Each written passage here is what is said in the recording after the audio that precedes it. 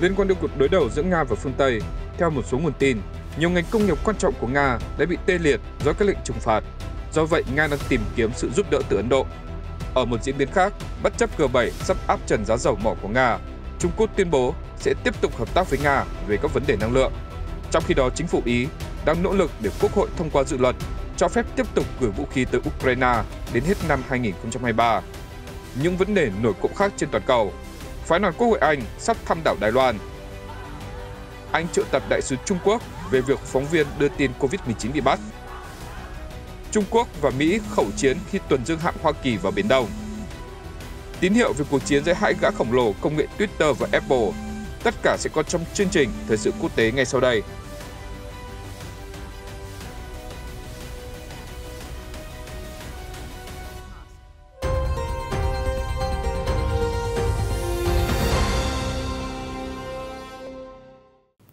Chào mừng quý vị đến với chương trình Thời sự quốc tế hôm nay. Sau đây là những thông tin chi tiết.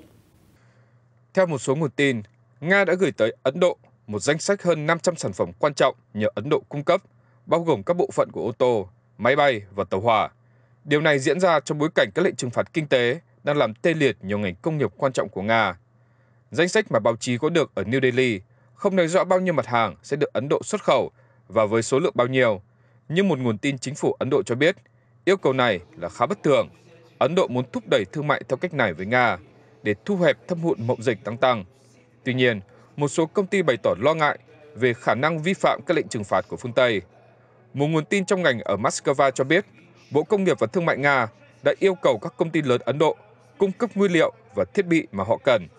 Hai nguồn tin của Ấn Độ thông tin, yêu cầu của Nga được đưa ra vài tuần trước chuyến thăm của Ngoại trưởng Ấn Độ Subramaniam Jaishankar tới Moscow, bắt đầu từ ngày 7 tháng 11.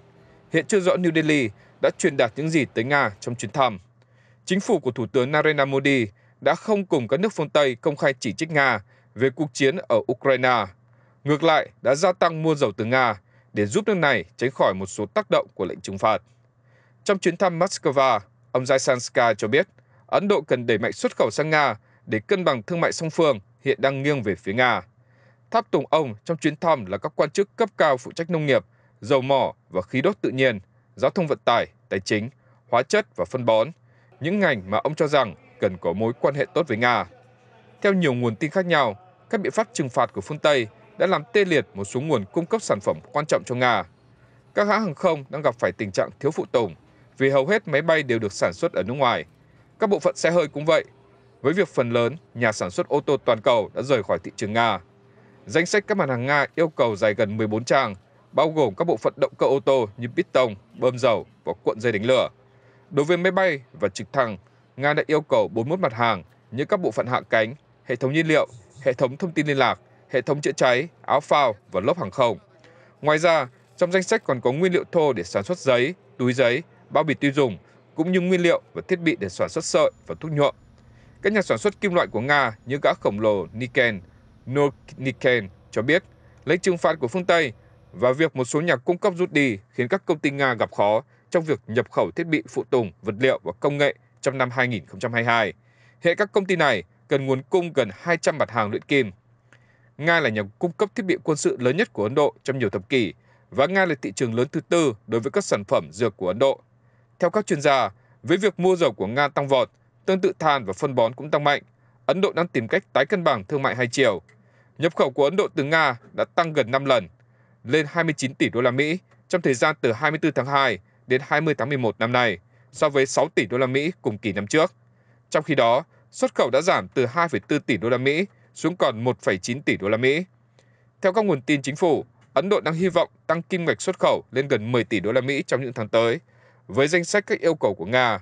Nhưng một số công ty Ấn Độ không muốn xuất khẩu sang Nga vì lo ngại bị phương Tây trừng phạt, khó thanh toán và những bất cập trong việc mua bảo hiểm. Ông Ajay Sahai, Tổng giám đốc Liên đoàn các tổ chức xuất khẩu Ấn Độ, FIEO, một cơ quan được Bộ Thương mại Ấn Độ cho biết, có sự do dự giữa các nhà xuất khẩu, đặc biệt là các đối tác với mặt hàng bị trừng phạt. Ông Sahai, người biết về yêu cầu của Nga, nói ngay cả các nhà xuất khẩu vừa và nhỏ có thể đáp ứng một số yêu cầu và trước đó xuất khẩu sang Iran sau các lệnh trừng phạt của phương Tây cũng không hào hứng.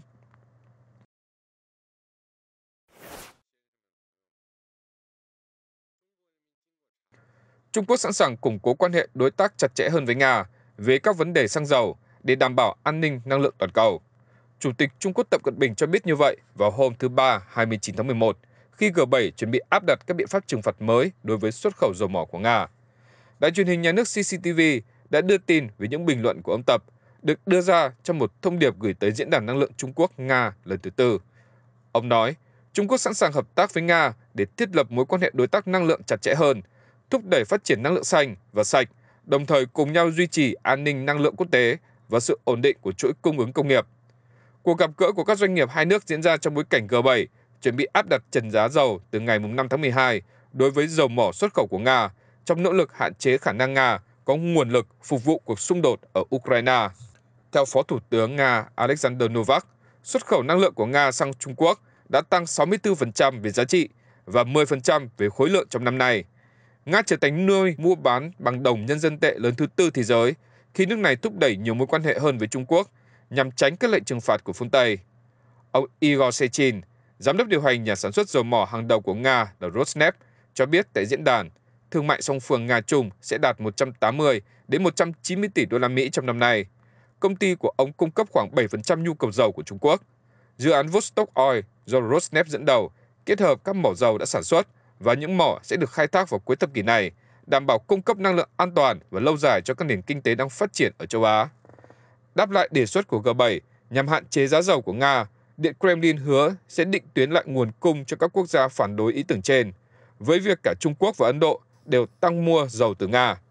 Hôm thứ Ba 29 tháng 11, ông Sechin nói tiếp, các nhà đầu tư Trung Quốc sẽ được hoan nghênh tham gia đường biển phía Bắc hay tuyến vận chuyển Bắc Cực mà Nga chào mời như một giải pháp thay thế cho kênh đảo Suez, vì Nga muốn vận chuyển hàng hóa sang Trung Quốc gần hơn. Nga cũng muốn tăng cường cung cấp khí đốt cho Trung Quốc và đang thảo luận về khả năng thành lập một liên minh khí đốt với Kazakhstan và Uzbekistan để hỗ trợ vận chuyển khí đốt giữa ba nước.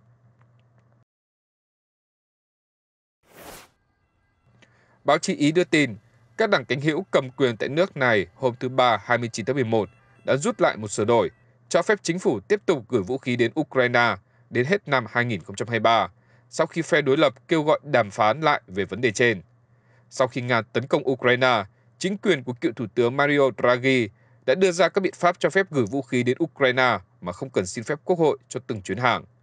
Thỏa thuận này sẽ hết hạn vào cuối năm nay, và Liên minh ủng hộ Thủ tướng Giorgia Meloni ban đầu cố gắng gia hạn thỏa thuận này cho đến ngày 31 tháng 12 năm 2023, bằng cách sửa đổi một nghị định của chính phủ hiện đã được Quốc hội thông qua. Tuy nhiên, nhóm đối lập chính đảng Dân Chủ PD Trung tả đã phản ánh rằng sắc lệnh được đề cập không liên quan cụ thể đến Ukraine và cáo buộc chính phủ vi phạm các quy tắc của Quốc hội.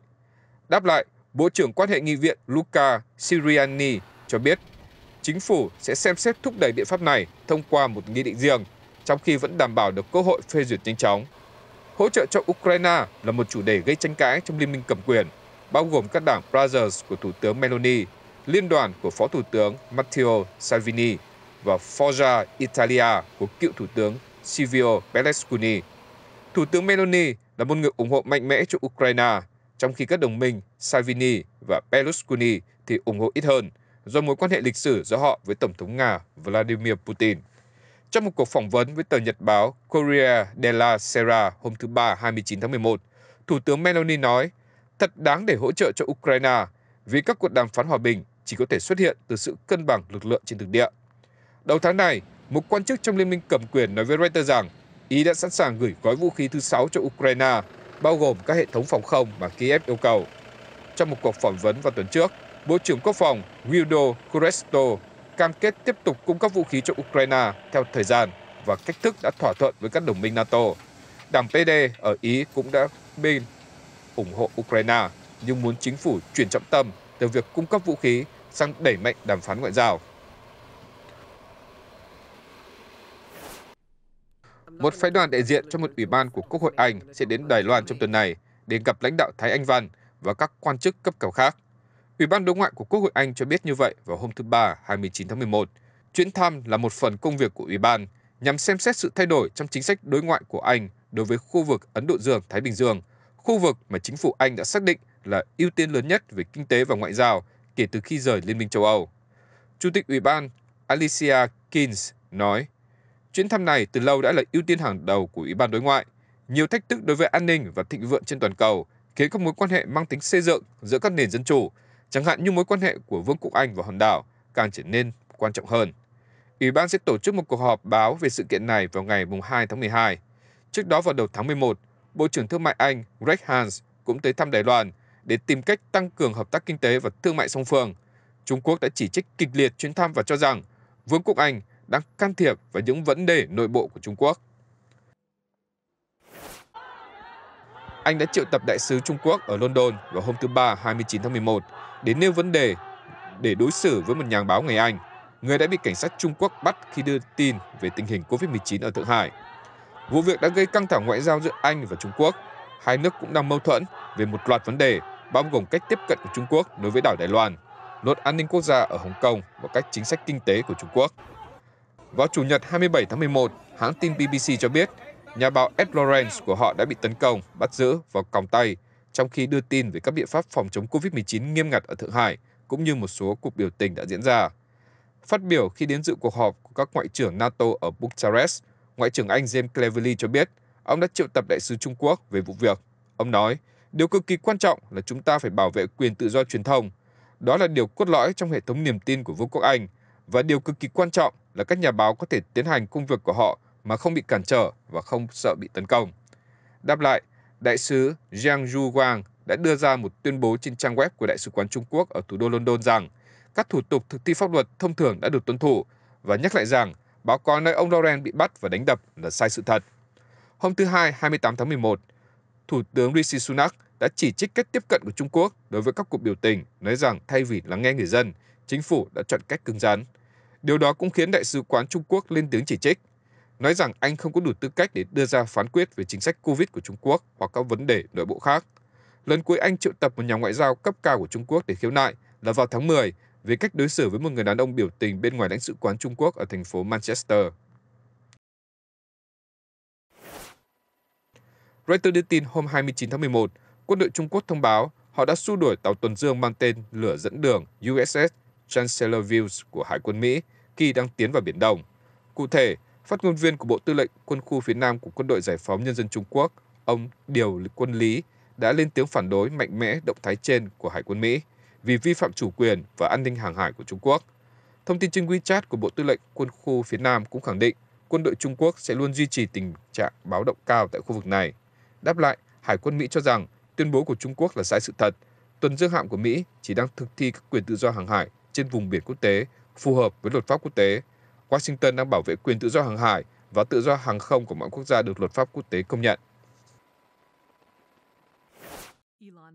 Chủ sở hữu Twitter, tỷ phú Elon Musk hôm thứ Hai, 28 tháng 11, đã chỉ trích gã khổng lồ công nghệ Apple về việc kiểm soát chặt chẽ những ứng dụng được phép xuất hiện trên App Store, nói rằng Apple đã đe dọa xóa bỏ ứng dụng Twitter khỏi App Store mà không nêu lý do. Ông Musk cũng than phiền về khoản phí 30% mà Apple thu với các giao dịch thông qua App Store, cổng duy nhất để các ứng dụng tiếp cận hàng tỷ thiết bị di động của hãng. Apple đã không trả lời ngay lập tức yêu cầu bình luận của báo chí. Cả Apple và Google để yêu cầu các dịch vụ mạng xã hội trên cửa hàng ứng dụng của họ phải có hệ thống kiểm duyệt nội dung chặt chẽ. Mâu thuẫn có vẻ đã bùng phát khi tỷ phú Musk khôi phục tài khoản của nhiều tiếng nói gây tranh cãi, trong đó có cựu Tổng thống Donald Trump. Ông Hugh Roth, cựu giám đốc bảo mật thông tin của Twitter, người đã rời đi sau khi ông Musk tiếp quản, viết trên tờ New York Times rằng việc không tuân thủ các nguyên tắc của Apple và Google sẽ là thảm họa và có nguy cơ bị trục xuất khỏi cửa hàng ứng dụng của họ. Đáp lại, tỷ phú Musk tin rằng tất cả nội dung được pháp luật cho phép cũng nên được phép xuất hiện trên Twitter. Ông mô tả hành động khôi phục nhiều tài khoản bị cấm trước đây là cuộc cách mạng chống lệnh kiểm duyệt trực tuyến ở Mỹ. Chương trình thời sự quốc tế của chúng tôi đến đây là khép lại. Chân thành cảm ơn sự quan tâm và theo dõi của tất cả quý vị. Tạm biệt và hẹn gặp lại quý vị trong những chương trình sau.